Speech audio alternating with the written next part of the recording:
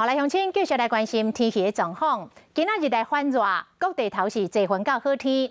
讲后礼拜天气有大变化，会两段式来降温。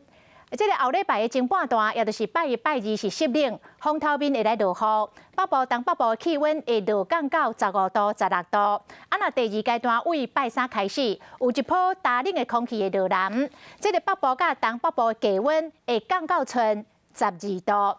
乡亲啊，这个寒天的衫啊，爱摕出来准备咯。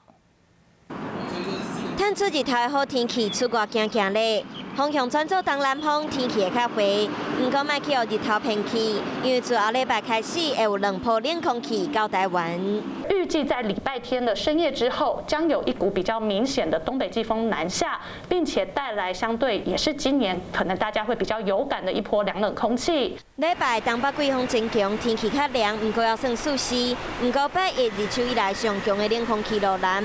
北部、东北部天气会较凉，其中台北市低温可能敢若剩15、16度，不过这也不是上冷的时阵。礼拜2到礼拜4这段期间是冷空气影响比较明显的时间，但是其实从礼拜3甚至快一点，礼拜2的下半天之后，水汽就逐渐的转干了。